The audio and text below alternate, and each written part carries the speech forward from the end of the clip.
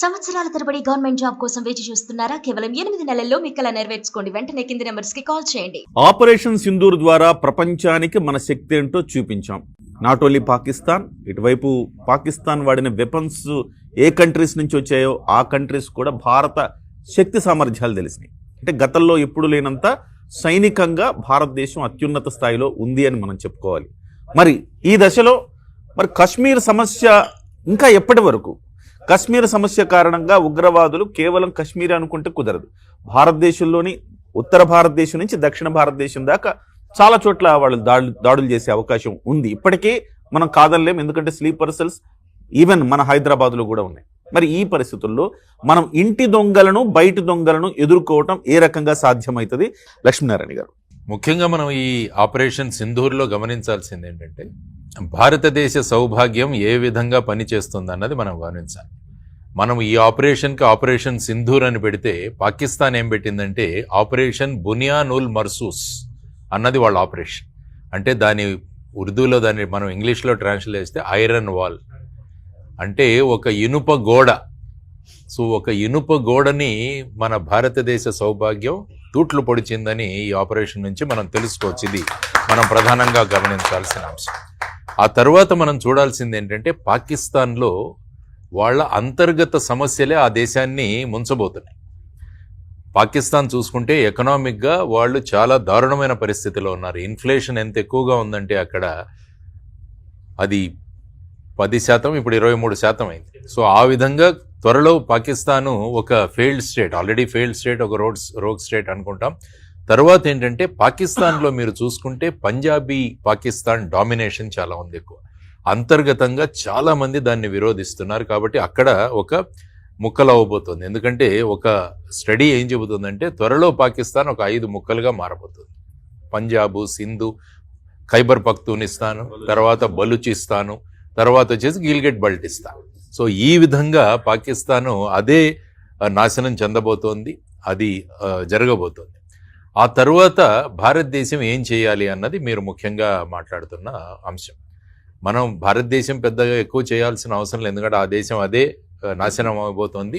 తర్వాత ముఖ్యంగా పాక్ ఆక్యుపైడ్ కాశ్మీర్లో కూడా మొన్న ఒక చోట ఎక్కడో చదివాను నేను, సుమారుగా 5 లక్షల మంది ఒక పెద్ద సమూహం ఏర్పాటు చేయబడింది. అందులో వాళ్ళు పాక్ ఆక్యుపైడ్ కాశ్మీర్ని మన కాశ్మీర్తో పోల్చుకుంటున్నారు. ముఖ్యంగా అక్కడ యువతరం వాళ్ళు ఏమంటున్నారంటే పాక్ ఆక్యుపైడ్ కాశ్మీర్ ఈ అధ్వాన్న స్థితిలో ఎందుకుంది, కాబట్టి మేము గనక భారతదేశంలో కలిసిపోతే బాగుంటుంది కదా అన్న భావనలు కూడా వాళ్ళలో మొదలయ్యాయి. దానికి ప్రధానమైన కారణం కశ్మీర్లో మనం చూపిస్తున్న అభివృద్ధి.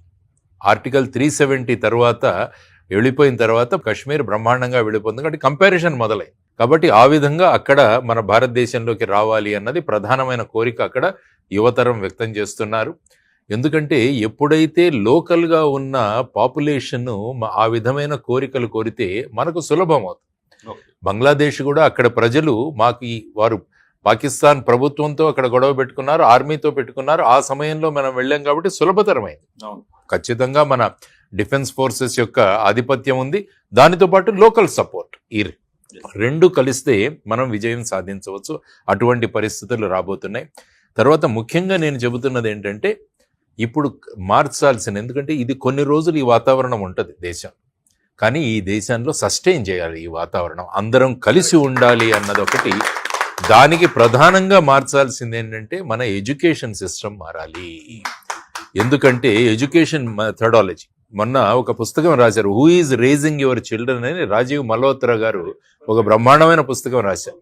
అది అమెరికన్ ఇన్ఫ్లుయెన్స్ మన విద్యా విధానం మీద ఎలా పడుతుంది, మన ట్రెడిషనల్ విధానాన్ని మనం తీసుకురావాలన్నది ప్రభుత్వం ఆలోచించాలి. నేషనల్ ఎడ్యుకేషన్ పాలసీలో చాలా తెచ్చాం, కానీ ఇంకా దాన్ని ఉధృతంగా మనం తీసుకువెళ్ళాలి. తర్వాత ఈ పరీక్షలు పాస్ అవ్వాలి, మార్కులు తెచ్చుకోవాలన్న కాన్సెప్ట్ నుంచి మనం దేశం పట్ల అభిమానాన్ని పెంచుకోవాలి, దేశం పట్ల మనం ప్రేమను పెంచుకోవాలి, గౌరవం పెంచుకోవాలన్న కాన్సెప్ట్స్ మన దాంట్లోకి రావాలి. అది చేయాల్సింది. తర్వాత ఏంటంటే military training to the youth అన్నది చాలా ఇంపార్టెంట్. ఇప్పుడు చూస్తే చాలా చోట్ల ఎన్సీసీలు ఇవన్నీ కూడా క్రమక్రమంగా వెళ్ళిపోతున్నాయి మనకు. కాబట్టి ఎలాగైతే ఇజ్రాయెల్ కానీ మలేషియా కానీ మిగతా కొన్ని దేశాల్లో 2 సంవత్సరాల మిలిటరీ ట్రైనింగ్ అనేది కంపల్సరీ. కాబట్టి ఆ విధమైన మార్పులు తీసుకురావాలి. ఎందుకంటే రమేష్ గారు లాంటి వాళ్ళు మీరు ఎడ్యుకేషన్ సిస్టంలో మీరు మార్పులు తీసుకురావస్తుంది కాబట్టి ఇవి ఒకటి తీసుకురావాలి. తర్వాత ముఖ్యంగా ఏంటంటే మీడియా కూడా ఎలాగ ఉండాలన్నది కూడా చాలా ప్రధానమైన అంశం. ఎందుకంటే ఈరోజు సుమన్ టీవీ వారు ఈ విధమైన కార్యక్రమాన్ని ఏర్పాటు చేస్తున్నారు. ఇటువంటి కార్యక్రమాలు మీడియాలో కంటిన్యూస్గా రావాలి. అనవసరమైన విషయాలు, ఏమాత్రం సమాజానికి ఉపయోగపడని విషయాలు, సమాజాన్ని చెడు మార్గంలో తీసుకువెళ్లే విషయాలకు విశిష్టమైన ప్రాధాన్యత ఇవ్వడం జరుగుతుంది. కాబట్టి అక్కడ కూడా తీసుకురావాలి. ఆ తర్వాత సినిమాలు కూడా ఏ విధంగా వస్తున్నాయో మనం చూసాం. రాంగ్ క్యారెక్టర్స్ వీళ్ళన్నింటినీ ప్రొజెక్ట్ చేస్తాం. సో ఇటువంటివన్నీ తీసుకొని ఇది ఒక లాంగ్ టర్మ్ స్ట్రాటజీగా మనం ముందుకు వెళ్ళగలగాలి అన్నది మనం నేర్చుకుంటే అప్పుడు ఖచ్చితంగా మనలో మార్పు వస్తుంది. తర్వాత కశ్మీర్లో ఇంతకు రెట్టింపుగా మనం టూరిజాన్ని డెవలప్ చేయాలన్నది ఒకటి స్ట్రాటజీ పెట్టుకోవాలి.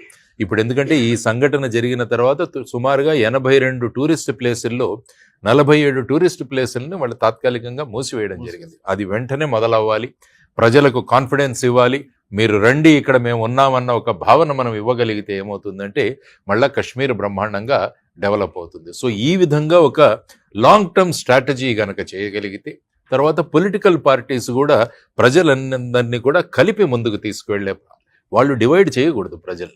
సో ఆ విధంగా పొలిటికల్ పార్టీలు ఒక సభ్య సమాజంగా మనం అందరం కలిసి గనక పనిచేయగలిగితే ఇది లాంగ్ టర్మ్గా మనం తీసుకువెళ్ళగలిగితే ఏమవుతుందంటే ఈ విధమైన ప్రభావాల నుంచి మనం భారతదేశాన్ని కాపాడుకోవచ్చు. భారతదేశం యొక్క ప్రగతి ఏదైతే ఉందో అది కూడా ఆ విధంగా తీసుకువెళ్ళొచ్చు. కానీ ఈ లాంగ్ టర్మ్ స్ట్రాటజీలో that is what I feel అండి. ధన్యవాదాలు.